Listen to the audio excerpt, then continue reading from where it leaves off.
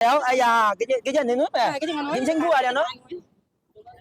Nhưng mà kiên nó nhạnh chứ âm cầm canh chứ mấy gì ngủ mãi ra bình tục của ngủ chân sáng đó ngủ chân sáng đó你放心啦嘛大家認識下咯係嘛你阿媽咁中意睇我你哋你哋又為屋舊屋㗎嘛哦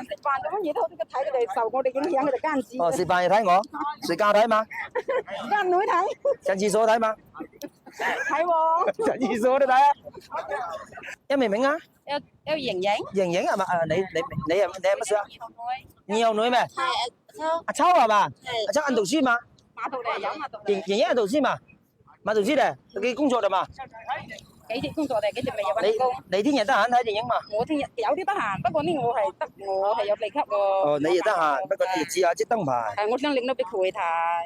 哦咁有得咁你俾佢睇一間佢嗱佢又睇過阿秋又挺好嗱嚇你阿秋點好嗱讓大家幫手咯，網上嘅大家幫手咯，大家啦。大家幫手咩？幫手點點讚呢個讚數多得到我啦，因為我得6級嘛係嘛啦。嚟，阿秋阿瑩瑩係嘛？係。我要馬俾機會，攞得幾啲得我粉絲我都希望你大家可以開開心心一齊去睇啊，或者點㗎嚇？但係講呢要按規則來。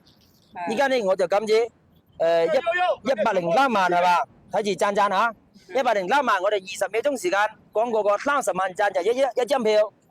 如果大家幫你點到30萬，咁我加多一張俾你，就2個人可以睇。如果萬一點到60萬嘅話，可能你3張都得去睇。咁就睇你拉票喎。鄧各位哥哥姐姐講兩句啫。大哥姐姐，老闆人，大家好。來個3、2、1，開始，3張啊！哎呀，領票。多謝梁總，多謝順利帶隊嘅團隊。我非常感謝，祝你們粉絲好型啊，好幸福。你哋考慮清楚，最應該感謝嘅係乜人？感謝各位大哥大姐。啱先幫你點讚個。係，多謝大家。係，多謝大家，感謝。開心嘛？聽日就陪媽媽一齊去旅啊，下午2點半啊。聽日就幾多有咩啊？中影南方影城。OK，順利，拜拜。喺朋手機嚟睇乜就朋友得啦。拜拜。呀，好有我睇啲金，哇，真係真嘅喎呀！